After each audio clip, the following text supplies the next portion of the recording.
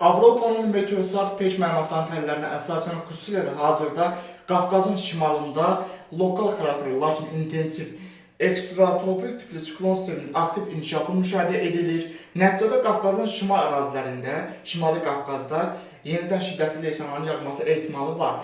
Bu sistemin hərəkət istiqaməti nəticəsində yenidən Aralıq dənizinin şərqindən intensiv xarakterli rütubət dağ axınlarının artıq Azərbaycanın xüsusilə də şimal-qərb rayonlarına, Naxçıvana, Böyük Qafqaza, Kiçik Qafqaza, Gəncə Qazaxa və Dağlıq Şirvan arasına doğru lokal xarakterli intensiv topa yağış və laylı yağış buludlarının daşınması müşahidə edilir.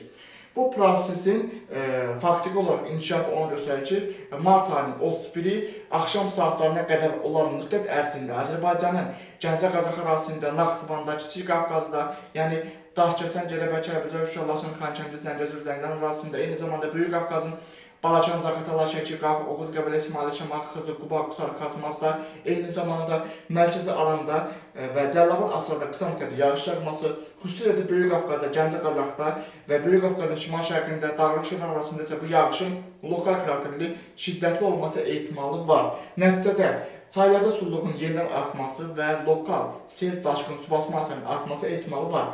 Ümumilikdə isə Kür çayında, Varat çayında sululuq artacaq. Çünki həm Gürcistan ərazisində, həm də qonşu Türkiyə ərazisində yağıntılarda kəskin artım gözlənilir. Nəticədə qarın əriməsi nəticəsində sular artır. Həm də ki, leysan yağışlarının təsirindən artıq bu proses daha da güclənir. Məsələn, Kür çayının yuxarı axırında, Kür çayının aşağı axırında, Varat çayında sululuqda artım ehtimalı var. Təbii olaraq cürsulluq dövrüdür. Lakin 2026-cı ildə isə bu cürsulluğun bir qədər ötən illərlə müqayisədə daha çox olması gözlənir. Çünki Super El Niño dövründə daha çox Qafqaz regionunda və Xəzər hövzəsi ölkələrində yağıntılarda bir xeyli artım müşahidə edilir. Faktiki olaraq biz bu proseslərin artıq ilkin siqnallarını görürük.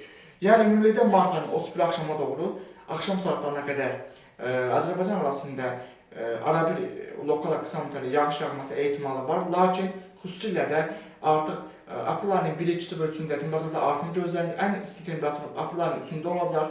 Aprelin 3-də maksimal temperatur hətta müsbət 20-25 dərəcədən yüksək ola bilər.